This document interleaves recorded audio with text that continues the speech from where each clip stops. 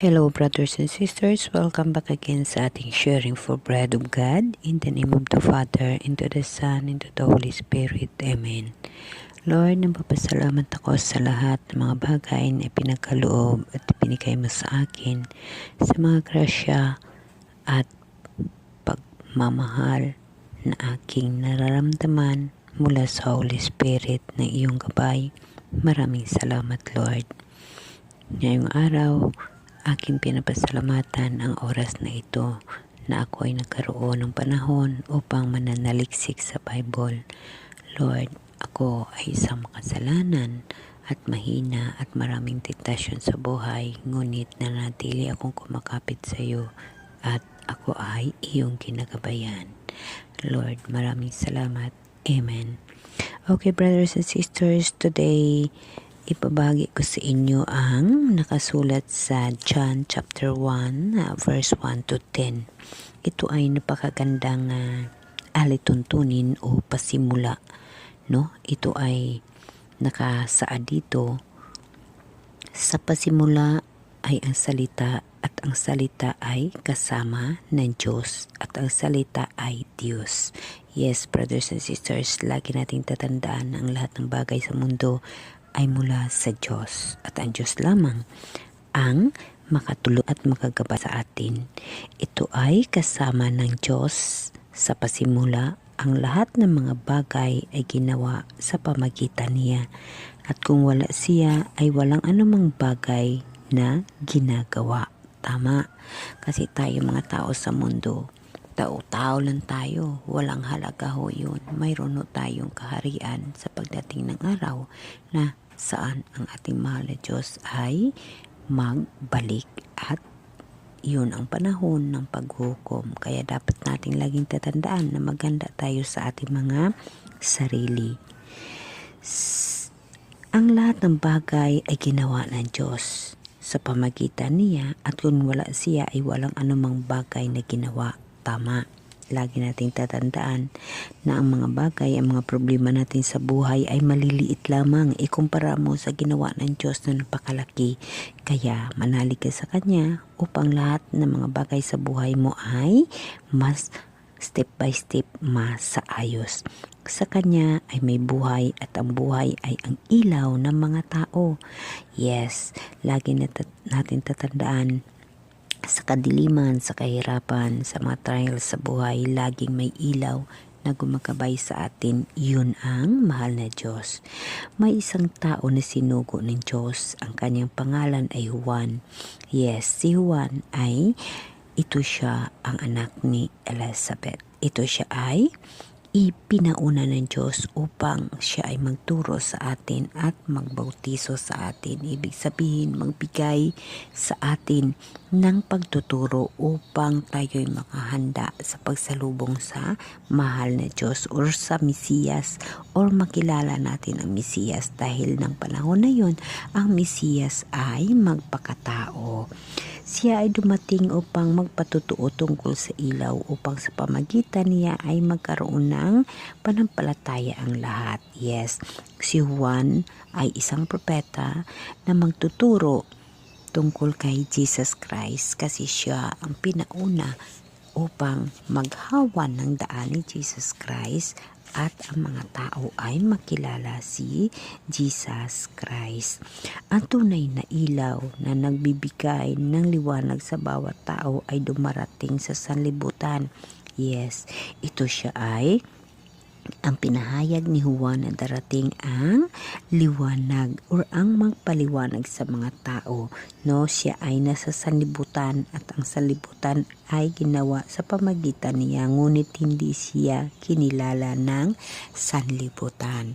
Yes, brothers and sisters, ganun ho si Juan. Ganon din sa akin bilang ultimo na tao, bilang ordinaryo na tao dahil nakilala ko ang Diyos at naging saksi ako sa kanyang kabutihan.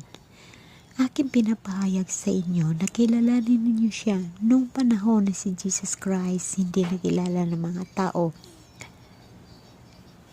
Maraming tao ang nagyugit at hindi siya nakilala at hindi naniniwala kay Juan. Namatay ang ating mahal na Diyos na bugtong na anak ng Diyos dahil sa plano niya na iligtas ang sanlibutan. Sa ngayong panahon, dapat tayo yung maganda. Babalik ang ating mahal na Diyos. Babalik si Jesus Christ. Kung paano siya dumarating na naging totoo siyang tao, yun ang patunay or yun ang naging saksi na tayo muli ay mabubuhay kagaya ng kanyang ginawa. Kailangan na natin mapagtagumpayan ang mga bagay na nangyayari sa mundo. Ang kahirapan, ang mga trials, kailangan natin matagumpayan yan kasama ang Diyos. Kaya kilalanin natin si Jesus Christ. Kilalanin natin siya. Lagi nating tatandaan na si Jesus Christ ay babalik muli. Kung ano ang ginawa ni Jesus Christ na nagpakatao dahil ang sugo ng Ama ng Diyos na siya rin ang ating Diyos na si Jesus Christ. Siya ay nagpakatao simula para sa pagkabata na naging Jesus Christ at maraming hindi nakakilala sa Kanya. Ngayon itong Bible iniwan sa atin, nakasulat ang mga nakasaad dito mula sa mga propeta na naging saksi ng ating mahal na Diyos at naging saksi sa kabutihan ng Diyos at sa lahat ng mga ginawa ng Diyos. Kaya dapat natin alalahanin na ang Diyos ay babalik muli. Kaya bilang ako ultimo na tao at nakilala ko ang Diyos at naging saksi ako sa kabutihan ng Diyos, ito, gumagawa ako ng mga bagay na ito upang isi-share or ibahagi sa inyo, ilahad ang aking nalalaman, ang aking mga nasaksihan sa pamagitan ng aking mga karanasan, nasaksihan sa kabutihan ng mahal na Diyos. Aking ibabahagi sa inyo ang mga bagay na iyon upang kayo rin masaksihan nyo rin at makamtan nyo rin ang kaligayahan sa mundo. Alam nyo ba, brothers and sisters, kapag ikaw ay naniniwala sa Diyos at natitiwala sa Diyos, walang hirap sa buhay. Dapat ka magpasalamat kung mayroon kang sakit dahil ibig sabihin tinatawag ka ng Diyos. Kung mayroon kang problema sa buhay, kung mayroon kang mga alalahanin, mayroon kang mga dapat na kinatatakutan sa buhay, huwag mong katakutan yan. Sa halip, maging matapang ka at tumingi ka ng tulong sa mga Diyos. Huwag kang sumuko. Kahit ano pa man, kahirap ang problema at nangyayari sa buhay mo, huwag mong sukuan yan. Dahil yan ang paraan ng mahal na Diyos upang tumawag ka sa Kanya, upang magsabi ka sa sarili mo na, Lord, tulungan mo ako, gabayan mo ako. Brothers and sisters, lagi mong tandaan na ang mga bagay sa mundo ay mayroong katapusan at ang kahirapan, mayroong katapusan. Ang mga paghihirap na naranasan mo, nararamdaman mo, mayroon yan, brothers, katapusan. Maniwala ka lang at manampalataya ka ng buong buo sa mahal na Diyos. Ang mga bagay sa mundong ito, panandalian lamang. Ang bagay na darating, ang bagong langit at ang bagong lupa na inihanda ng Diyos para sa atin ay siyang darating at yun ang buhay na walang hanggan. Yun ang ating pangarapin dahil ang buhay dito sa mundo, ang lahat ng bagay, ito ay lalaho sa isang kislap mata lamang. At maging bago ang ating kaharian ng langit at ng lupa. Ang bagong Jerusalem, ang bagong kaharian ng Diyos na Kanyang pinapangarap para sa Kanyang minamahal na mga anak na lubos na nampalataya at nagtitiwala sa Kanya. Sa buhay na inihanda ng Diyos, walang hirap, walang kasakit. Ang lahat na mayroong kasakit dito sa mundo, sa kaharian ng Diyos, wala na ho yun. Maniwala ka, brothers and sisters. Ang gagawin mo lamang, magtagumpay ka. Kung ano mang kahirapan na nangyayari sa buhay mo, labanan mo ho yun. Upang mapatagumpayan mo ang mga trial sa buhay, huwag ho ikaw maghiwalay sa Diyos. Alam mo ba, brothers and sisters, bakit kailangan pa natin maghiwalay sa Diyos na napakaganda ang buhay na kasama siya? Maraming trials dahil ang Diyos, pag nasa puso mo, napakaraming trials ikaw na maranasan o ikaw na madaanan, ngunit huwag kang papatalo sa mga trials na yun dahil ang Diyos nasa sayo, ang puso ng Diyos nasa sayo. ang Diyos sa sayo, kasama mo ang Diyos. Ang mga salita ay salita ng Diyos. Ang salita ay naging tao. Iyon ay si Jesus Christ. Lagi nating tatandaan na sa pagbabasa natin ng Bible, makikita natin ang katotohanan at maramdaman natin ang presensya ng Diyos. Kagaya lamang dito sa John chapter 1 verse 1. Sa pasimula ay ang salita at ang salita ay kasama ng Diyos at ang salita ay Diyos. Kaya, brothers and sisters, sa buhay natin bilang tao, marami ho sa atin na lagi nating inuuna ang mundo. Pag wala tayong pangangailangan, lagi natin na inuuna ang problema na wala kang ganito, wala kang ganyan. Kung ano-ano na sa isip natin. Ngunit may isang paraan upang ang lahat na yan ay atin mapatagpayan. Magtiwala ka sa Diyos. Ibigay mo sa Diyos ang lahat. Ibigay mo sa Diyos. Isuko mo sa Diyos ang buhay mo dahil ang Diyos ang magbibigay ng schedule para sa buhay mo. Siya ang magbibigay ng oras, ng schedule kung anong dapat mong gagawin at ano ang dapat para sa buhay mo. Pag nanampalataya ka sa Diyos, ang lahat ay step by step at isaayos ng Diyos ang schedule ng buhay mo. Maniwala ka, brothers and sisters. Ako ho ay isang ultimo o ordinaryong tao na nampalataya sa Diyos at nakakamtan ko ang mga bagay na napaka-imposible ngunit posible dahil kasama ko ang Diyos at nagtitiwala ko sa Diyos. Sumuko ako sa Diyos, isinusuko ko ang buhay ko sa Diyos, kaya ang lahat na nangyayari sa buhay ko step by step na nasa ayos. Brothers and sisters, trabaho, problema, lahat-lahat ho isinusuko ko sa Diyos. Kaya hindi ho ako ng problema sa totoong buhay ko ngayon dito sa mundo. Ang sakit ko, tinatanggap ko. Hindi ako nagko-complain. Ang hirap na naranasan ko, hindi ho ako nagko-complain. Sa halip, gumagawa ako ng paraan o mga bagay na maayos ko ang sarili ko. Nakasama ko ang Diyos. Siya ang kinakausap ko. Siya ang aking kasama araw-araw. Kaya siya ho ang nakakaalam ng mga bagay-bagay sa buhay ko. Kaya lagi akong kumakapit sa Kanya. Kaya nasa ayos din ako sa Kanya. Lagi niyong tatandaan na pag sinandalan mo si Jesus, walang makadaig sa'yo. Walang makatalo sa'yo. Brothers and sisters, lagi mo lang tatandaan na ang Diyos lagi na sa puso natin at lagi siyang tumutulong sa atin. Napakaraming tao sa mundo ang hindi nakakilala sa Diyos.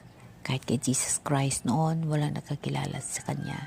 Brothers and sisters, gumising ka. Kilalanin mo ang Diyos para wala kang hirap sa buhay. Yung mga hirap sa buhay, trials sa buhay, yung lahat, sakit, lahat ng mga problema sa buhay, pagkasama mo ang Diyos, parang wala lang ho yun. Dahil ang Diyos ang magbigay ng schedule ng buhay mo. Siya ang magbigay ng computer sa buhay mo. Siya ho ang mag-setting ho yun na hindi mo alam na yun ang nangyayari. Sabihin mo, hindi ko kaya dahil masama ang pakiramdam ko.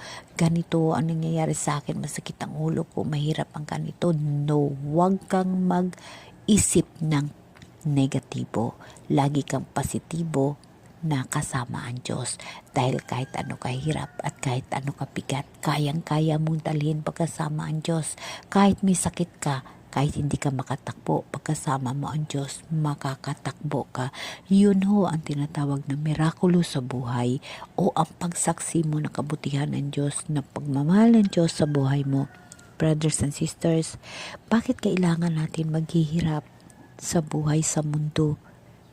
Ano ba ang nagpapahirap sa atin? Ang nagpapahirap sa atin, brothers and sisters, alam mo, ang hindi mo pagtitiwala sa Diyos, ang hindi mo kasama ang Diyos, yun ho ang magpapahirap sa iyo. Bakit ba kailangan natin hindi isama si Jesus Christ? Kasi walang hirap pagkasama siya, mga kapatid. Kaya nandito ako upang ibahagi sa inyo ang pagsaksi ko sa mahal na Diyos. Ako ay naging saksi sa Kanyang kabutihan, sa Kanyang mga mirakulo, sa Kanyang pagmamahal na walang hirap pagkasama mo ang Diyos. Lagi mong tatandaan yan.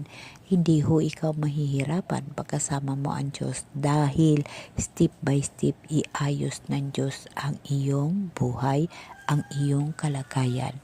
Maniwala ka, brothers and sisters. Tayo mga tao sa mundo, pag wala ang Diyos, mahirap ang buhay.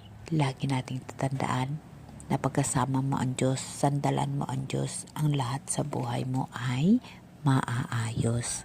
Kapatid, sa ating buhay, lagi mong tatandaan, wala kang kaibigan, wala kang pamilya, wala kang lahat. Huwag mong isipin mo yun. Magiging happy ka kasi si Jesus na sa puso mo. Kasama mo siya. Kasama mo siya. Hanapin mo siya.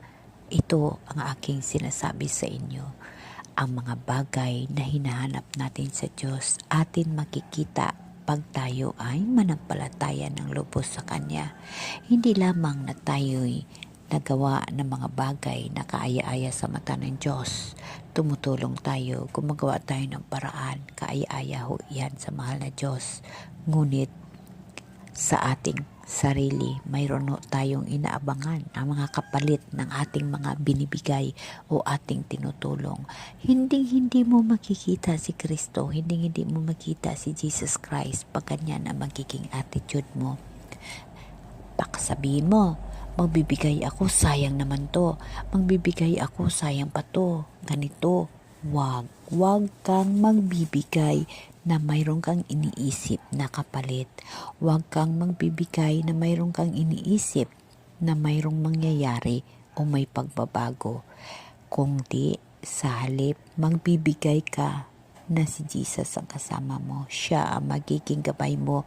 Kahit ano pa yan, maubos mo yun sa kapamimigay, maubos mo yun sa kakatulong, pag nandyan si Jesus sa kasama mo, happy ka dahil hindi ka nag-aantay ng kapalit sa ibang tao o sa kapwa mo, kundi si Jesus ang kasama mo, siya ang magbibigay sa iyo ng nagakarapat-dapat sa mga ginawa mo. Lagi mong tatandaan, kapatid, na ang Diyos ay babalik at ang paghukom ng Diyos ay naaayon sa ginawa mo at laman ng puso mo. Kapatid, alam mo, pagbalik ng Jesus Christ, isang kislap mata, ang paghukom ng mahal na Diyos ay nasa sa atin na dahil siya ang Diyos. Kontrolado niya ang buhay natin. Amen?